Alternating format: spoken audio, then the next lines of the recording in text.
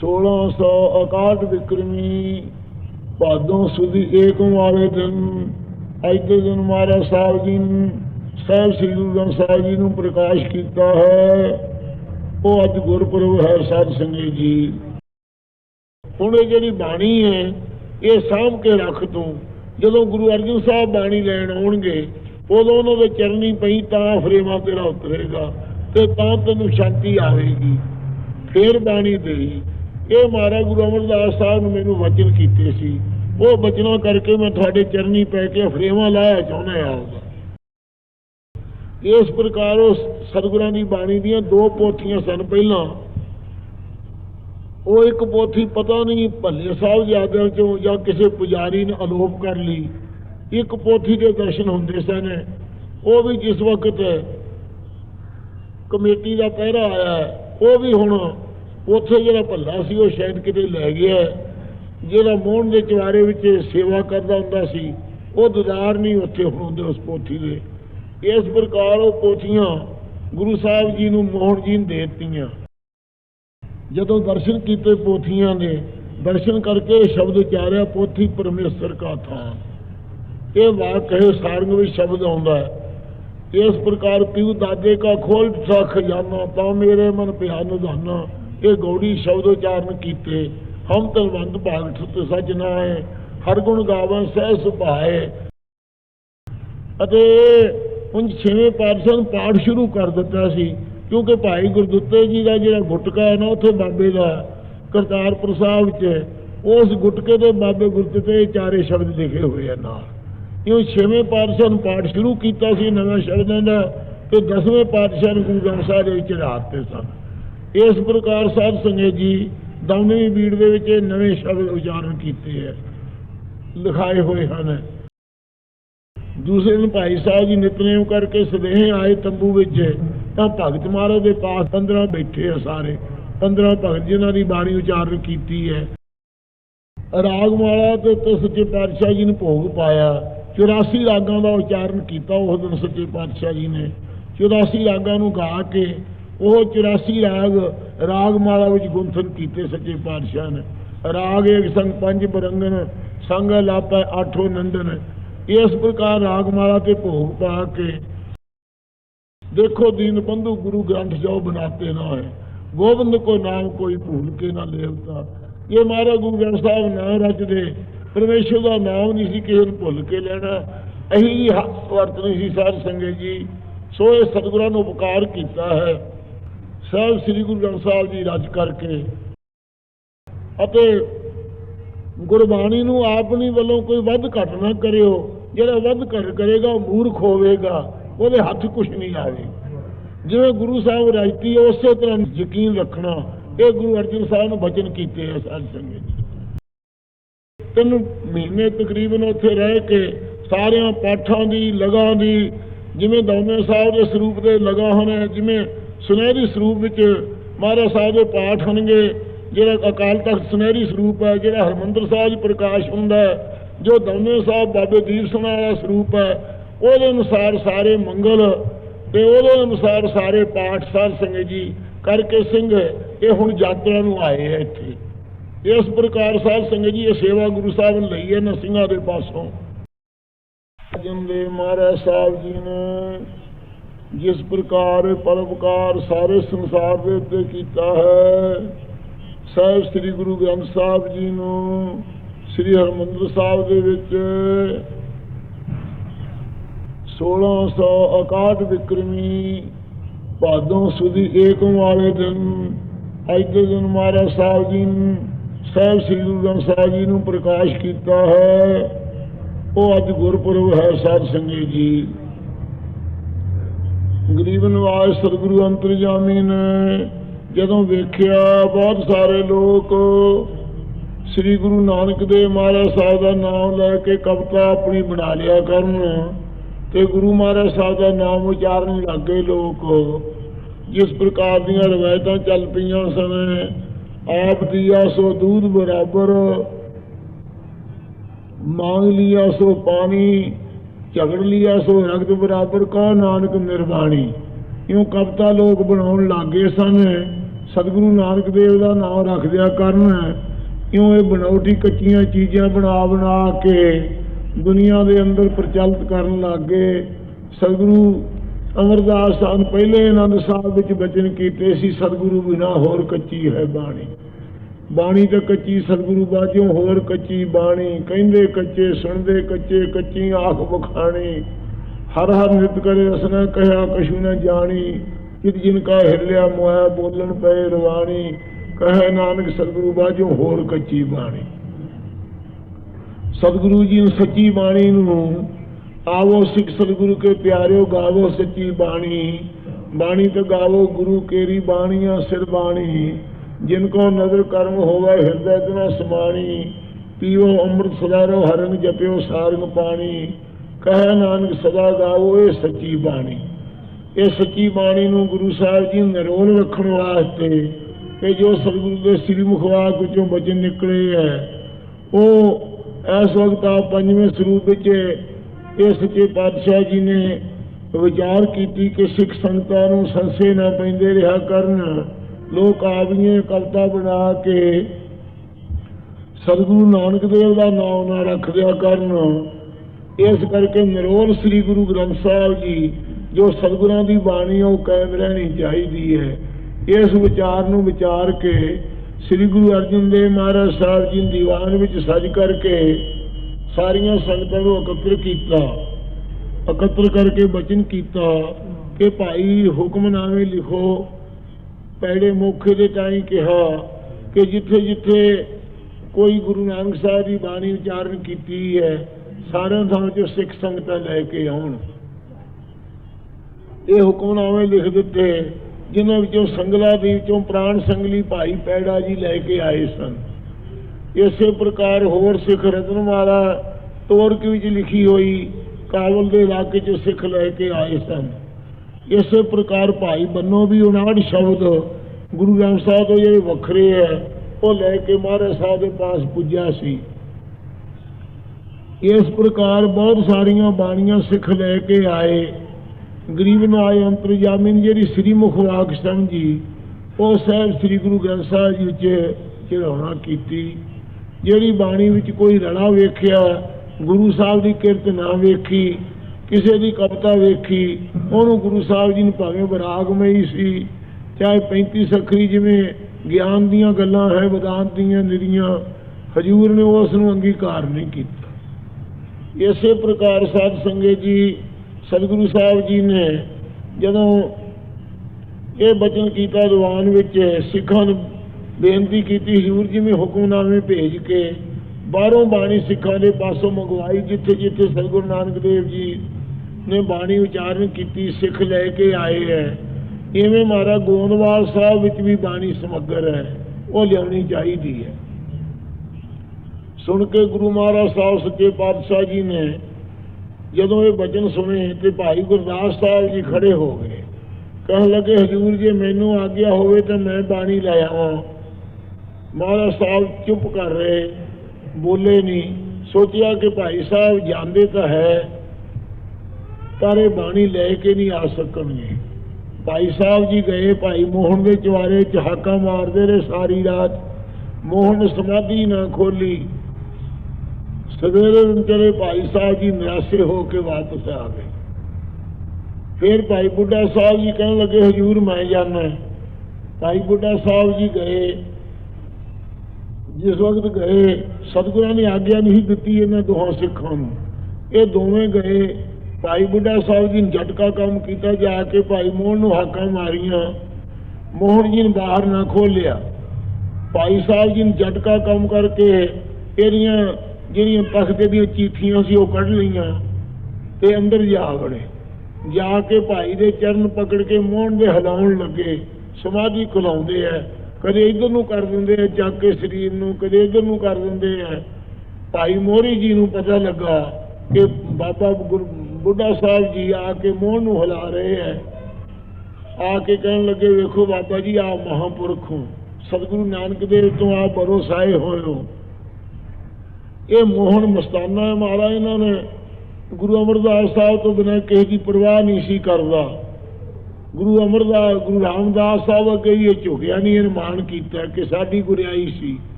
हुण आप सच्चे पातशाह कोई इन अखां मीचियां ही सराफ दे तां ठीक नहीं होवेगा, आप इहदी प्रसन्नता नाल बाणी लिजा सकते हो।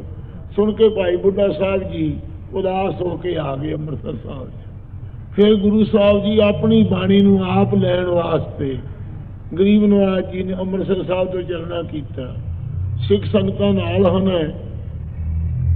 आप जी आके भाई मोहन के चवारे के अगे थले जिथे हुण अस्थान साध संघ की चौंकड़ी सी उत्थे बनी हुई महाराज साहब के जिथे बैठ के कीर्तन किया सी, महाराज जी ने आके कीर्तन शुरू किया। गली दे विच बैठ के शब्द उचारे। महाराज अकाल पुरख नूं मोहन कहंदे है, पर मोहन जी नूं आपदे मोहन के नाम की हगता सी, वो आप नूं मोहन समझदा है। सतगुरु साहब जी अकाल पुरख के जिक्र करते हैं, मोहन तेरे उच्चे मंदिर। इस प्रकार वाक जो कहे भाई मोहन ने महाराज की कीर्तन की धुनी जो कन्ना च पई, दुतारा लैके गुरु अर्जन साहब बजाते हैं तो कीर्तन कर रहे हैं गलीचे तो बगैर, फूड़ी तो बगैर बैठे गली च। जदों इन्नी निमरता की बाणी नूं लिजाण वास्ते महाराज जी ने कीर्तन किया, मोहन की समाध खुल गई। उस समाध खुलण तो ताकी खोल के चवारे चो खड़ के कहन लगा, अगे साडी सोढ़ी गुरियाई लै गए हो, हुण तुसीं बाणी भी मेरे कोल नहीं रहन देना चाहुंदे, ये लैण वास्ते आए हो। हजूर ने फिर दूजी पौड़ी लाई, मोहन तेरे बचन अनूप चाल निराली। इस प्रकार के जदों बचन कहे भाई मोहन जी नूं प्रेम इन्ना उठिया, पोथियां सिर दे उत्ते है ते चवारे तो थले उतरे आया। आप तीजी पौड़ी ला रहे हैं, मोहन तेतों दर्श संगत ध्यान दस ध्यान ये वाक कह रहे हैं। इस प्रकार के जो 3 पौड़ियां लाइया गुरु साहब जी ने, भाई मोहन जी थले उतरे आए पोथियां लैके, सिर ते पोथियां है। कहने लगा महाराज पहला मेरी बेनती सुनो तो फिर मैं पोथियां देवांगा। कहने लगे महाराज साहब कहो। कहने लगे मैनू आपदे चरनी पै जान दो तो फिर बाणी मैं भेटा करांगा आपकी। महाराज जी कहने लगे तुसी मामे हो, साडे बजुर्ग हो, असी बच्चों की न्याई हैं।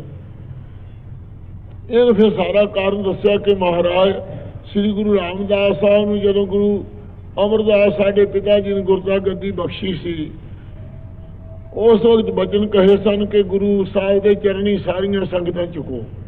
भाई मोहरी जी का सन्मुख हो गया, रामदास साहब पैरी पाए जी हो, इनू सिक्खी बख्शती गुरु साहब ने मोहरी दे ताई ते मैं हंकार किया पिया ना। फिर गुरु साहब जी ने दे बचन सब पवा पैरी गुरु केरी, जिथे गुरु आप रखिया कोई कर बखीली निवा नहीं, फिर सतगुरु आन नवाया। ईरखा करके निविया नहीं सी मैं, मारन के आफरिया रहेगा मोहन जिन्ना चिर गुरु साहब के चरणों से झुकेगा नहीं। मैं क्या भावें आफरिया रहा, मैं नहीं, साडी गुरियाई ना देती ना परिवार ने इत्थे पलदा रहा है, ये मैं नहीं इन्हें लेके झुकना। उस वेले फिर मैनू बहुत साड़ पैदा होया। गुरु अमरदास साहब जी ज्योति जो समा गए, मेरा चित्त तपिया करे, बड़ा फ्रेमा होवे। फिर मैं चित्त जी गुरु साहब जी नूं लागिया, गुरु अमरदास साहब जी हे सच्चे पातशाह थानू आपदे नाम की लाज है, मेरे ते कृपा करो। उस वेले मेरे चित्त च प्रगट हो के गुरु अमरदास साहब ने कहा, ओ मोहन तेनू बचन किया सी जदों, वो तो मन्निया नहीं, गुरु रामदास साहब के चरनी तू पिया, हुण ये जिहड़ी बाणी है ये सामभ के रख तू, जदों गुरु अर्जन साहब बाणी लैण आउणगे उदों उन्हां दे चरनी पई तां फ्रेमा तेरा उतरेगा ते तां तैनूं शांति आवेगी, फिर बाणी दे। ये महाराज गुरु अमरदास साहब ने मैनूं वचन कीते सी, वो बचना करके मैं तुहाडे चरनी पै के फ्रेमा लाया चाहुंदा आऊगा। सुन के गुरु साहब कहंदे इस तां पई तुहाडे तुसीं साडे मामे हो, असीं भाणजे हैं, अच्छा बालकां दे नाल किवें करो।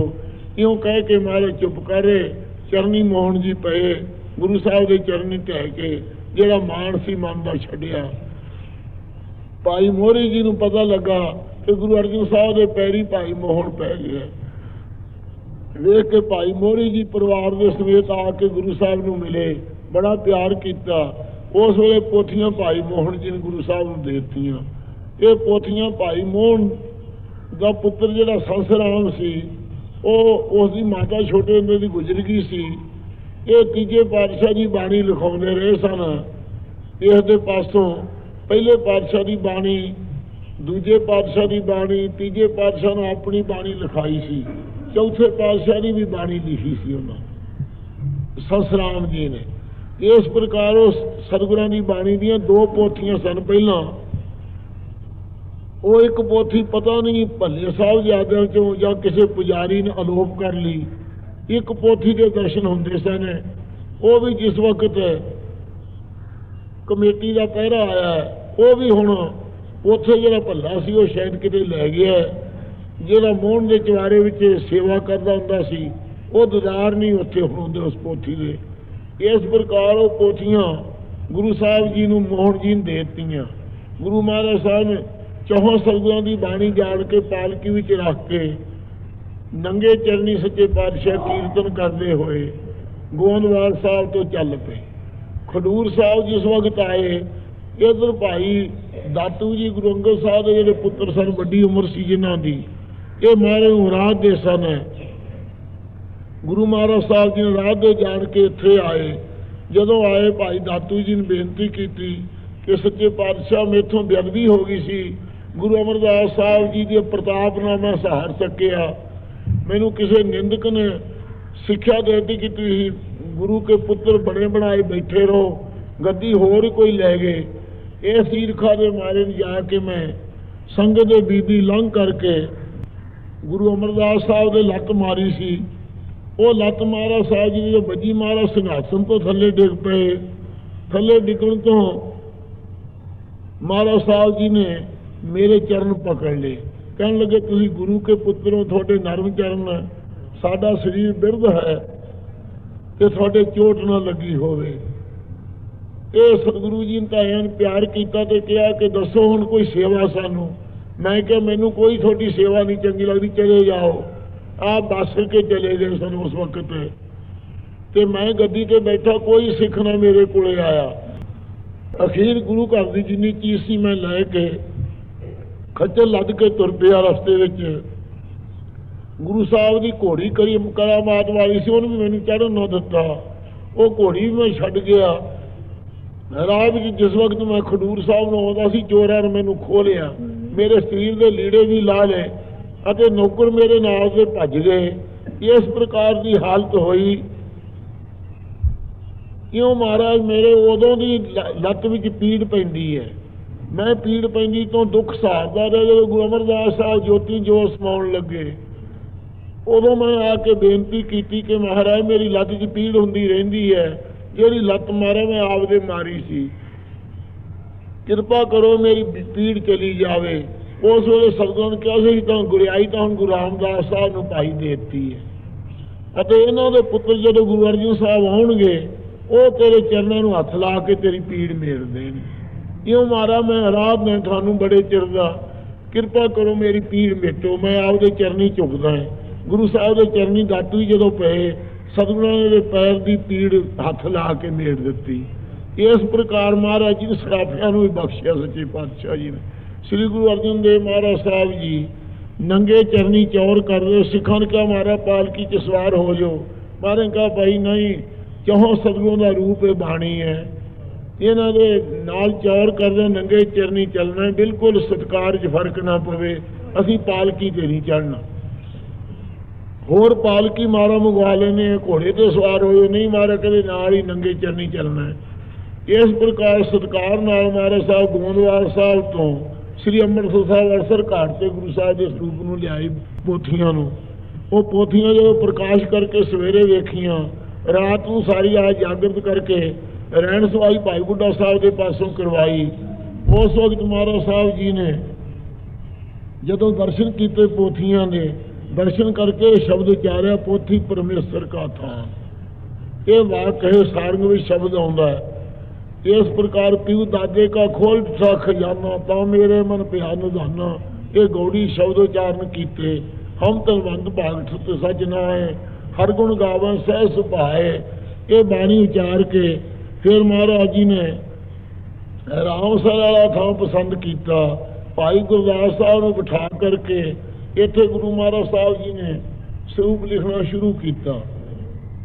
ਜਿਸ ਵਕਤ ਮਹਾਰਾਜ ਜੀ ਨੇ ਸਰੂਪ ਭਾਈ ਗੁਰਦਾਸ ਸਾਹਿਬ ਜੀ ਨੂੰ ਲਿਖਾਉਣ ਵਾਸਤੇ ਲਾਇਆ, ਪਹਿਲੇ ਦਿਨ ਮਹਾਰਾਜ ਸਾਹਿਬ ਨੇ ਲਿਖਾਈ ਸ੍ਰੀ ਜਪੁ ਸਾਹਿਬ ਦੀ ਅਤੇ ਰਹਿਰਾਸ ਦੇ 9 ਸ਼ਬਦ, 5 ਸ਼ਬਦ ਆਉਂਦੇ ਕਰਤਾਰਪੁਰ ਵਾਲੀ ਬੀੜ ਵਿੱਚ ਅਤੇ 4 ਸ਼ਬਦ ਜਿਹੜੇ ਹੈ ਇਹ 6ਵੇਂ ਪਾਤਸ਼ਾਹ ਜੀ ਨੇ ਨਾਲ ਲਾਏ ਹਨ। 10ਵੇਂ ਪਾਤਸ਼ਾਹ ਨੇ ਗੁਰੂ ਗ੍ਰੰਥ ਸਾਹਿਬ ਦੀ ਬੀੜ ਵਿੱਚ ਚੜਾਏ ਹਨ। ਜਿਹੜੀ 9ਵੇਂ ਸਾਹਿਬ ਰਚੀ ਹੈ ਇਹ 9 ਸ਼ਬਦ ਜਿਹੜੇ ਹਨ, ਸੋ ਪੁਰਖ ਤੇ ਤੂੰ ਕਰਤਾ ਤਿਤ ਸਰਵਣ ਹੈ ਤੇ ਭਈ ਪ੍ਰਾਪਤ, ਇਹ 5 ਸ਼ਬਦ ਹੀ ਕਰਤਾਰਪੁਰ ਵਾਲੇ ਸਰੂਪ ਵਿੱਚ ਆਉਣਗੇ। ਅਤੇ ਹੁਣ 6ਵੇਂ ਪਾਤਸ਼ਾਹ ਨੇ ਪਾਠ ਸ਼ੁਰੂ ਕਰ ਦਿੱਤਾ ਸੀ, ਕਿਉਂਕਿ ਭਾਈ ਗੁਰਦਿੱਤੇ ਜੀ ਦਾ ਜਿਹੜਾ ਗੁਟਕਾ ਹੈ ਨਾ ਉੱਥੇ ਬਾਬੇ ਦਾ ਕਰਤਾਰਪੁਰ ਸਾਹਿਬ 'ਚ, ਉਸ ਗੁਟਕੇ ਦੇ ਬਾਬੇ ਗੁਰਦਿੱਤੇ 4 ਸ਼ਬਦ ਲਿਖੇ ਹੋਏ ਆ ਨਾਲ। ਕਿਉਂ 6ਵੇਂ ਪਾਤਸ਼ਾਹ ਨੇ ਪਾਠ ਸ਼ੁਰੂ ਕੀਤਾ ਸੀ ਨਵੇਂ ਸ਼ਬਦਾਂ ਦਾ, ਤੇ 10ਵੇਂ ਪਾਤਸ਼ਾਹ ਨੇ ਗੁਰੂ ਗ੍ਰੰਥ ਸਾਹਿਬ ਦੇ ਵਿੱਚ ਚੜ੍ਹਾ ਦਿੱਤੇ ਸਨ। ਇਸ ਪ੍ਰਕਾਰ ਸਾਧ ਸੰਗਤ ਜੀ 9ਵੀਂ ਬੀੜ ਦੇ ਵਿੱਚ ਨਵੇਂ ਸ਼ਬਦ ਉਚਾਰਨ ਕੀਤੇ ਹੈ, ਲਿਖਾਏ ਹੋਏ ਹਨ। ਤੇ ਅੱਗੇ 16 ਮਹਾਰਾਜ ਜੀ ਚਾਹੇ ਪਹਿਲੇ ਦਿਨ ਲਿਖਾਈ ਕੀਤੀ। ਇਸ ਪ੍ਰਕਾਰ ਅੱਗੇ ਸ੍ਰੀ ਰਾਗ ਸ਼ੁਰੂ ਕੀਤਾ। ਸ੍ਰੀ ਰਾਗ ਦੀ ਸਮਾਪਤੀ ਤੇ ਭਗਤ ਬਾਣੀ ਗੁਰੂ ਸਾਹਿਬ ਜੀ ਨੇ ਲਿਖਾਈ। ਜਿਸ ਵਕਤ ਭਗਤ ਬਾਣੀ ਲਿਖਾਈ, ਭਗਤ ਉਸ ਵੇਲੇ ਮਹਾਰਾਜ ਸਾਹਿਬ ਦੇ ਪਾਸ ਆ ਕੇ ਪ੍ਰਤੱਖ ਹੋ ਕੇ ਗੁਰੂ ਸਾਹਿਬ ਦੇ ਦਰਸ਼ਨ ਕੀਤੇ। ਤੇ ਭਾਈ ਗੁਰਦਾਸ ਸਾਹਿਬ ਨੇ ਕਿਹਾ, ਮਹਾਰਾਜ ਅੱਗੇ ਨਾਨਕ ਨਾਮ ਨਾਲ ਬਾਣੀ ਉਚਾਰਦੇ ਰਹੇ ਹੋ, ਹੁਣ ਮਹਾਰਾਜ ਭਗਤਾਂ ਦੇ ਨਾਮ ਤੇ ਮੈਨੂੰ ਦਰਸ਼ਨ ਨਹੀਂ ਹੁੰਦੇ ਭਗਤਾਂ ਦੇ। ਗੁਰੂ ਸਾਹਿਬ ਨੇ ਕਿਹਾ, ਭਾਈ ਗੁਰਦਾਸ ਜੀ ਜੇ ਭਗਤਾਂ ਦੇ ਦਰਸ਼ਨ ਕਰਨੇ ਹੈ ਤੇ ਕੱਲ ਨੂੰ ਕੁਝ ਸੁਨੇਹੇ ਆਇਓ ਲਿਖਣ ਤੋਂ। ਦੂਸਰੇ ਦਿਨ ਭਾਈ ਸਾਹਿਬ ਜੀ ਨਿਤਨੇਮ ਕਰਕੇ ਸੁਨੇਹੇ ਆਏ ਤੰਬੂ ਵਿੱਚ, ਤਾਂ ਭਗਤ ਮਹਾਰਾਜ ਦੇ ਪਾਸ 15 ਬੈਠੇ ਆ, ਸਾਰੇ 15 ਭਗਤ ਜਿਨ੍ਹਾਂ ਦੀ ਬਾਣੀ ਉਚਾਰਨ ਕੀਤੀ ਹੈ। ਉਹਨਾਂ ਨੇ ਕਬੀਰ ਨਾਮ ਭਾਈ ਗੁਰਦਾਸ ਜੀ ਨੂੰ ਉਹਨਾਂ ਨੂੰ ਨਮਸਕਾਰ ਕੀਤੀ, ਭਗਤਾਂ ਨੂੰ ਭਾਈ ਗੁਰਦਾਸ ਸਾਹਿਬ ਨੂੰ ਨਮਸਕਾਰ ਕੀਤੀ, ਦੱਸਿਆ ਸਾਰਿਆਂ ਨੂੰ ਮੇਰਾ ਨਾਮ ਕਬੀਰ ਹੈ, ਮੇਰਾ ਨਾਮ ਧੰਨਾ ਹੈ। ਇਹ ਸਾਰਿਆਂ ਭਗਤਾਂ ਨੇ ਆਪਣੇ ਨਾਮ ਦੱਸੇ। ਭਾਈ ਗੁਰਦਾਸ ਸਾਹਿਬ ਨੂੰ ਪ੍ਰਤੀਤ ਹੋ ਗਈ ਕਿ ਗੁਰੂ ਸਾਹਿਬ ਤਾਂ ਐਸੇ ਹੈ, ਜਲ ਵਿੱਚੋਂ ਬਿੰਬ ਉਠਾ ਲਿਓ ਜਲ ਮਾਏ ਉਠਾਏ ਸਮਾਈ ਆ। ਜਿਵੇਂ ਜਲ ਚੋਂ ਬੁੱਧਾ ਉੱਠਦਾ, ਆਪਦੀ ਜੋਤ ਵਿੱਚੋਂ ਹੀ ਮਹਾਰਾਜ ਨੇ ਪ੍ਰਗਟ ਕੀਤੇ ਆ ਭਗਤ, ਆਪਦੀ ਜੋਤ ਵਿੱਚ ਹੀ ਲੀਨ ਕੀਤੇ ਹੋਏ ਹੈ। ਕਿਉਂ ਦੇਖ ਕੇ ਭਾਈ ਸਾਹਿਬ ਜੀ ਹੈਰਾਨ ਹੋ ਗਏ। ਕੁਛ ਕੁ ਵਿਦਿਆ ਕਰਨ ਗਿਆ ਤੋਂ ਅਲੋਪ ਹੋ ਗਏ ਭਗਤ। ਇਸ ਪ੍ਰਕਾਰ ਸਾਧ ਸੰਗਤ ਜੀ ਕੌਣ ਤੇ ਕੀਤੇ। ਫਿਰ ਸਾਧ ਸੰਗਤ ਜੀ ਸੱਤੇ ਬਲਵੰਡ ਦੀ ਵਾਰ ਜਿਹੜੇ 82 ਉਸ ਗਏ ਸੀ ਉਹਨਾਂ ਦਾ ਸੁਖਮਨੀ ਸਾਹਿਬ ਮਹਾਰਾਜ ਸਾਹਿਬ ਨੇ ਉਚਾਰਨ ਕੀਤੀ। ਇਹ ਸਾਰੀਆਂ ਬਾਣੀਆਂ ਲਿਖਾ ਕੇ ਲਿਖਾਉਂਦੇ ਹੋਏ ਤੋਂ ਜਦੋਂ ਭਾਈ ਲੱਦਾ ਜੀ ਇਹਨਾਂ ਨੂੰ ਬਖਸ਼ਾ ਕੇ ਮਰਾਸੀਆਂ ਨੂੰ ਗਏ ਹਨ, ਉਸ ਵੇਲੇ ਕਾਨ੍ਹਾ ਤੇ ਛੱਜੂ ਤੇ ਪੀਲੂ ਤੇ ਸਾਹ ਹੁਸੈਨ ਇਹ ਲਾਹੌਰ ਵਿੱਚ 4 ਭਗਤ ਸਨ। ਇਹਨਾਂ ਨੂੰ ਸੁਣਿਆ ਕਿ ਗੁਰੂ ਅਰਜਨ ਸਾਹਿਬ ਜੀ ਬਾਣੀ ਲਿਖਾ ਰਹੇ ਹੈ, ਜਿਹੜੇ ਸਰੀਰ ਛੱਡ ਚੁੱਕੇ ਭਗਤ ਉਹਨਾਂ ਦੀ ਬਾਣੀ ਲਿਖਾ ਰਹੇ ਹੈ, ਤੇ ਸਾਨੂੰ ਜਿਉਂਦਿਆਂ ਨੂੰ ਚੇਤੇ ਨਹੀਂ ਕੀਤਾ, ਆਪਾਂ ਚੱਲੋ ਆਪ। ਇਹ 4 ਰਲ ਕੇ ਆਏ। ਸ੍ਰੀ ਹਰਿਮੰਦਰ ਸਾਹਿਬ ਜੀ ਮਹਾਰਾਜ ਸਾਹਿਬ ਬੈਠੇ ਸਨ, ਆ ਕੇ ਕਾਨ੍ਹਾ ਮਿਲਿਆ, ਮਹਾਰਾਜ ਸਤਿਕਾਰ ਕੀਤਾ ਨਾ ਭਗਤਾਂ ਦਾ। ਆਓ ਭਗਤੋ। ਕਹਿਣ ਲੱਗੇ ਭਗਤ ਕਿ ਜੀ ਪਹਿਲਾਂ ਭਗਤਾਂ ਦੇ ਤੁਸੀਂ ਜਿਨ੍ਹਾਂ ਦਾ ਕੋਈ ਜਿਉਂਦੇ ਨਹੀਂ ਹਨ ਉਹਨਾਂ ਦੀ ਬਾਣੀ ਲਿਖਾਈ ਹੈ, ਸਾਡੀ ਬਾਣੀ ਲਿਖਾਓ। ਹਜ਼ੂਰ ਨੇ ਕਿਹਾ ਤੁਸੀਂ ਸੁਣਾਓ। ਉਸ ਵੇਲੇ ਸਾਧ ਸੰਗਤ ਜੀ ਕਾਨ੍ਹੇ ਨੇ ਕਿਹਾ, ਉਹੀ ਰੇ ਮੈਂ ਕਾਨ੍ਹਾ ਉਹੀ ਰੇ, ਜਾਂ ਕੋ ਨਾਰ ਸਾਰਨ ਖੋਜ ਤੇ ਬੇਨ, ਜਾਂ ਕੋ ਖੋਜ ਪੁਰਾਣਾ ਬੇਨ ਅੰਤ ਨ ਪਾਵਤ ਕੋਈ ਦੇ। ਇਸ ਪ੍ਰਕਾਰ ਵਾਕ ਕਹੇ। ਮਹਾਰਾਜ ਕਹਿੰਦੇ ਭਾਈ ਕਾਨ੍ਹਾ ਜੀ ਇਹ ਤੁਸੀਂ ਠੀਕ ਬ੍ਰਹਮ ਗਿਆਨ ਵਿੱਚ ਹੋਵੋਗੇ ਇਸ ਤੋਂ, ਪਰ ਜਿਹੜੇ ਪੜ੍ਹਨਗੇ ਉਹ ਵਿਗੜ ਜਾਣਗੇ। ਦੇਹ ਦਾ ਮਾਨ ਨਹੀਂ ਜੀਆਂ ਦੇ ਅੰਦਰ ਛੁੱਟਦਾ। ਭਾਵ ਭਗਤੀ ਬਿਨਾਂ ਕਲਯੁਗ 'ਚ ਕਲਿਆਣ ਨਹੀਂ ਕਿਸੇ ਦੀ ਹੋਣੀ। ਭਾਵ ਭਗਤ ਕਰਨੀ ਸਦਾਏ ਤੋ ਨਾਨਕ ਮੁਖ ਅੰਤਰ ਪਾਏ, ਇਹ ਪ੍ਰਵਾਨ ਨਹੀਂ। ਕਹਿਣ ਲੱਗਾ ਕਾਨ੍ਹਾ ਕਿ ਮੈਂ ਤੁਹਾਨੂੰ ਸ਼ਰਾਪ ਦਿਆਂਗਾ। ਮਹਾਰਾਜ ਕਹਿੰਦੇ ਕੀ ਸ਼ਰਾਪ ਦੇਵੇਂਗਾ ਤੂੰ? ਅਕੇ ਮਹਾਰਾਜ ਤੁਸੀਂ ਤੁਰਕਾਂ ਦੇ ਘਰ ਜਾ ਕੇ ਸਰੀਰ ਛੱਡੋਗੇ। ਮਹਾਰਾਜ ਕਹਿੰਦੇ ਕੀ ਹੋ ਗਿਆ ਜੇ ਹੋਣਹਾਰ ਤੂੰ ਦੱਸ ਦੇਗਾ। ਅਸੀਂ ਬਾਣੀ ਨੂੰ ਕਾਇਮ ਰੱਖਣਾ, ਇਹਦੇ ਵਿੱਚ ਅਸੀਂ ਕਿਸੇ ਦੀ ਹੋਰ ਲਾਪਟ ਨਹੀਂ ਪਾਉਣੀ। ਭਗਤ ਜਿਹੜੇ ਆ ਬਖਸ਼ੇ ਹੋਏ ਨਾਮਾ ਸ਼ਿਵਾ ਕਬੀਰ ਜਲਾਹਾ, ਪੂਰੇ ਗੁਰ ਤੇ ਗਤ ਪਾਈ, ਬ੍ਰਹਮ ਕੇ ਬੇਟੇ ਸੌਦ ਪਛਾਣੇ ਹੋਮੈ ਜਾਤ ਗਵਾਈ। ਸੁਨਰ ਤਿਨ ਕੀ ਬਾਣੀ ਗਾਵੇ ਕੋਈ ਨਾ ਮੇਟੇ ਭਾਈ। ਇਹ ਬਾਣੀ ਕਾਇਮ ਰਹੇਗੀ। ਤੁਹਾਡਾ ਹੰਕਾਰ ਵਾਲੀ ਲਿਖਤ ਨਹੀਂ ਮੰਨਣੀ ਅਸੀਂ। ਤੂੰ ਕੁਝ ਕਹਿ ਦੇ ਹੋਣਹਾਰ ਨੂੰ ਦੱਸ ਦੇਗਾ ਤਾਂ ਕੀ ਹੈ। ਸਿੱਖ ਉਦਾਸ ਜੀ ਹੋ ਗਏ ਵੀ ਕਾਹਨੇ ਨੂੰ ਮਾਰਨ ਨੂੰ ਸ਼ਰਾਪ ਦੇ ਦਿੱਤਾ। महाराज कहते कान्हिया आ संगतां उदास, साडा चित्ता नहीं सी तैनूं श्राप देण दा, पर संगतां उदास हो गई, इस करके चंगा लाहौर तूं भी नहीं पुज सकेगा। कहना मेरी 450 वरे की उम्र है, कहते कोई नहीं मैं 10वें द्वार प्राण चढ़ा लूँ, कहते भज्जू पहला 10वां द्वार तेरा। इस प्रकार होया कान्हा जो चल के गया लाहौर दिसन लग गया, 10वें द्वार प्राण चढ़ा ले, रथ जिहड़ा सी नेरी आउण तो उत्तों दी इहदे पहिया लंघ गया, रथ दे विचों डिग पिया, इउं कान्हे दा अंत होया सी। अते पीलो जिहड़ा सी इहनूं कहा तू सुना बाणी। एक पीलो कहण लगा उस वेले असां नालों सही चंगे जिहड़े जमदे मर गए, जिनी चिकड़ पैर न बोड़िओ ना आलूद पए। ये कह के महाराज कहते भई जम के देख तू भगत ने भगती की, कबीर ने वाहिगुरू की प्राप्ति की, धन्ने ने परमेश्वर नूं पाया, तू कहना जो जमदे मर गए वो चंगे है, ये भी प्रवान नहीं। महाराज ने कहा, सुन के पीलो चुप कर गया। फिर शाह साहब नूं कहा तू बोल, ये कहता चुप बेड़िया, चुप बेड़िया, बोलन भी नहीं जाए बेड़ा चंगा, कहते चुप ही रहो। महाराज कहते ये बचन कहे। फिर दुआ बोलिया साह हुसैन, इस उस वेले कहते है कागज संधि पूरी तऊ न बलोके नाल, इस प्रकार दी तुकां कईयां। मारन क्या भई गुरु नानक दा मत नहीं, मारन के सो क्यों मंदा आखी जित जमे राजान, स्त्री पुरुषों ने को या नाम का खजाना देना है, ये भी प्रवान नहीं। ये तिन्ने भगत कुछ नहीं बोले, बाणी इन्हां दी भेटाती।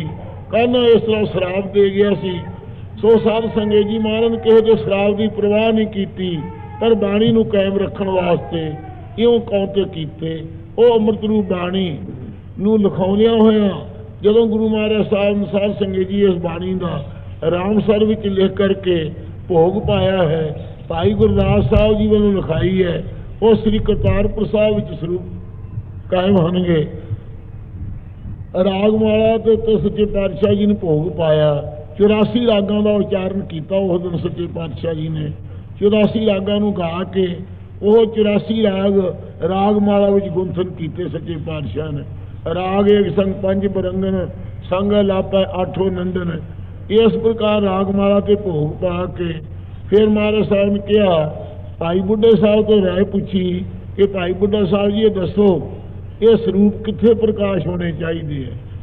कहने लगे महाराज आप नालों कौन अंतर्यामी है, आप जी का बचन हर जपे हर मंदिर साजिया, संत भगत गुण गावे राम, हरमंदिर साहब की महाराज प्रकाश करो।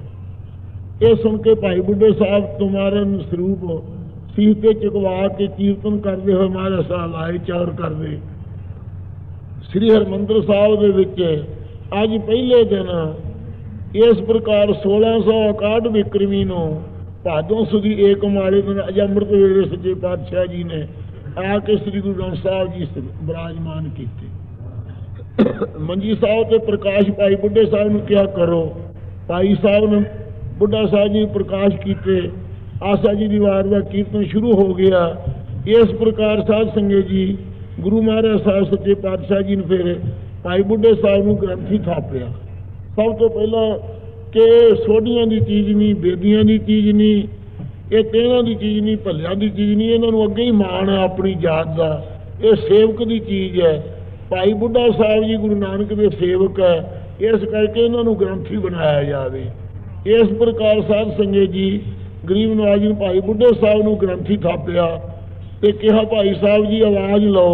अज के दिन साध संगत जी ये भाई साहब जी ने उस वे हुक्मनामा महाराज लिखे लिया, सूही महला पंजवां, संतां के कारज आप खलोया, हर कम करावन आया राम, तंत सुहावी ताल सुहावा, विच अमृत जल छाया राम। ये हुक्मनामा आया सुन के महाराज साहब बड़े प्रसन्न हुए। उस वक्त साध संगत जी इस प्रकार फिर हरमंदिर साहब की मर्यादा स्थापन की। महाराज ने हमेशा कीर्तन का प्रवाह तो 2 घड़ी के अमृत वेले आके गुरु साहब प्रकाश होण, अद्धी आशा जी वार लगी तो महाराज साहब इत्थे आउण। इस प्रकार के सारे नियम बना दिते। कीर्तन दीयां चौकियां जिहड़ियां हन वो सारियां गुरु साहब जी ने बनाउणा कीतियां, गुरु अर्जन साहब जी ने। इउं अज के दिन श्री गुरु ग्रंथ साहब जी हरमंदिर साहब च प्रकाश किए है। वो गुरपुरब है साध संगत जी, गुरु साहब का पहले दिन प्रकाश होना। देखो महाराज साहब सच्चे पातशाह भाई निहाल सिंह जी होए है, उन्होंने कहा देखो दीन बंधु गुरु ग्रंथ जो बनाते ना है, गोविंद को नाम कोई भूल के ना ले। जे गुरु ग्रंथ साहब हमारा नाम रच दे, परमेश्वर का नाम भुल के भी किसी ने लिया नहीं सी करना। अते जानते ना संतन, अजकल संत किन्ने बने फिरदे है, जानते ना संतन पछाणते ना पुन्नन को। किसी साध की किसी को सियाण नहीं सी होनी, ते ना किसी को पुन्ना का पता लगनी पुण्य किवें करीदे है। कल मैं यहो पुण्य गुण गोबिंद गाए, इन्हां पुन्ना का नहीं पता लगना, संत के लखण का नहीं पता लगना। ਜਿਹੜੇ भजन किए जिन्ना साफ जरासन विस्तर है, हर नामा मन मंत धन सही नानका पूर्ण सोई संत। ये संतां दे लक्षण नहीं सी कितों लभणे। अते पुण्य दान करन दा पता नहीं सी लगना कि भुखे दे मूँह च अन्न करना गुरु की पाउणा, ये गोलक है गुरु की। इस प्रकार पुन्ना दा नहीं सी पता लगना। अते काहे दे कोलों मनाते लोग हाथ जोड़ देवता, हाथ जोड़ के गुरु साहब नूं न्यों के किहनूं मनाया करदे महाराज तो बिना। अते जे तो संत खुशी मिर्गराज जान ते चतुर पईया, संत खुशी निहाल का नाम है, मिर्गराज नाम सिंह का है। भाई निहाल सिंह जी कहते हैं जानते जिहड़े चतुर भरा हैं, जे तो संसार पुंज कामना को सेवता। जिन्ना कुल संसार है ये सारा कामना वास्ते सेवा करते हैं। भूल जाते राग, राग भी कोई दुनिया च नहीं रहने जे गुरु ग्रंथ साहब ना रचदे। तो पंथ भी आ जिहड़े अजकल कोई आर्या बनया होया है, कोई साध संगत जी वैष्णव है, कोई ब्राह्मण है, कोई शूद्र है, कोई किसी प्रकार के सारे पंथ भी नहीं सी रहने। जोगियां दे पंथ भी नहीं सी, जोगी जंगम सेवड़े कोई नहीं सी रहने। भूल जाते पंथ, और राग भी भुल जाने, पलाए जाते पंथ वाके, डूब जाते बेद और पलाए जाते देवता। ये बेद भी दुनिया जेडे कायम रखी बैठे है, ये भी नहीं सी रहने। तो देवतियों भी लोगों ने किसी नहीं समझना।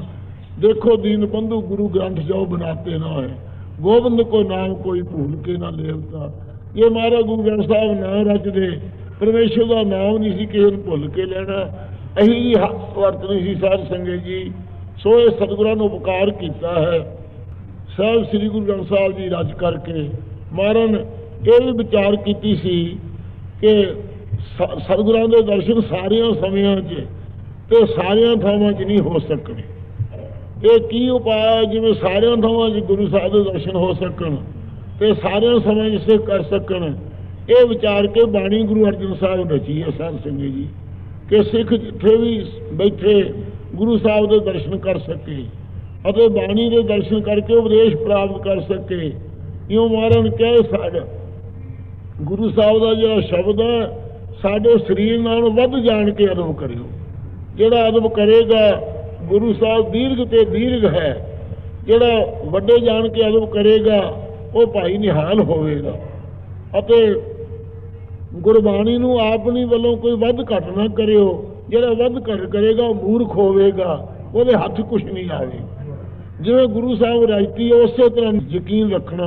ये गुरु अर्जन साहब ने वचन किए हैं साध संगत जी। इस प्रकार वाद घाट करन दे जिवें हुण साध संगत जी पिछे गुरु साहब के मंगल आदि विच कर दिते सी, वो हुण गुरु साहब की कृपा नाल इस वक्त कमेटी ने उद्यम किया है। संत ने जिहड़े कुर्बानी वास्ते इस वक्त तुले पे गुरु साहब के सरकार वास्ते ते पंजाबी सूबे वास्ते जिन्हों के ऐलान कल तुसीं पढ़ चुके हो, वो साध संगत जी महात्मा ने ये सेवा नूं सिरे चढ़ाउण वास्ते सारियां संगतां दी तड़फ रहीआं सी कि गुरु अर्जन साहब के कीते हुए जिहड़े मंगल है, 10वें पातशाह के जिहड़े कीते हुए रचना है, वो जिहड़ा फर्क पा के अपनी मत की है। सो इस करके ये मत नूं हटा के कायम हो जाए। वो साध संगत जी 500 स्वरूप हुण छप चुका है अते होर 2500 स्वरूप छपण की बाबत मंजूरी कमेटी अंतरंग ने दे दी है। तो ब्लाक भी सुधारी दे जा रहे हैं, कमेटी ने पास कर दिता है। जिवें गुरु साहब के मंगल दमनवे साहब वाला स्वरूप जिवें करतारपुर साहब के मंगल है, उवें सारे ब्लाक किए जान। ये पास हो चुका है तो कर रहे हैं इस प्रकार। तो महाराज 500 छप चुका है। इस प्रकार साध संगत जी इस वक्त 3-4 महीने सिंह नाल आ रहे हैं, जेडे 3 महीने तकरीबन उत्थे रह के सारिया पाठां की लगा दी, जिमें दौने साहब के स्वरूप के लगा होने, जिमें ਸੁਨਹਿਰੀ ਸਰੂਪ ਵਿੱਚ ਮਹਾਰਾਜ ਸਾਹਿਬ ਦੇ ਪਾਠ ਹੋਣਗੇ। ਜਿਹੜਾ ਅਕਾਲ ਤਖਤ ਸੁਨਹਿਰੀ ਸਰੂਪ ਹੈ, ਜਿਹੜਾ ਹਰਿਮੰਦਰ ਸਾਹਿਬ 'ਚ ਪ੍ਰਕਾਸ਼ ਹੁੰਦਾ ਹੈ, ਜੋ ਦਮਦਮਾ ਸਾਹਿਬ ਬਾਬੇ ਦੀਪ ਸਿੰਘ ਵਾਲਾ ਸਰੂਪ ਹੈ, ਉਹਦੇ ਅਨੁਸਾਰ ਸਾਰੇ ਮੰਗਲ ਤੇ ਉਹਦੇ ਅਨੁਸਾਰ ਸਾਰੇ ਪਾਠ ਸਾਧ ਸੰਗਤ ਜੀ ਕਰਕੇ ਸਿੰਘ ਇਹ ਹੁਣ ਯਾਤਰਾ ਨੂੰ ਆਏ ਹੈ ਇੱਥੇ। ਇਸ ਪ੍ਰਕਾਰ ਸਾਧ ਸੰਗਤ ਜੀ ਇਹ ਸੇਵਾ ਗੁਰੂ ਸਾਹਿਬ ਨੇ ਲਈ ਹੈ ਨਾ ਸਿੰਘਾਂ ਦੇ ਪਾਸੋਂ।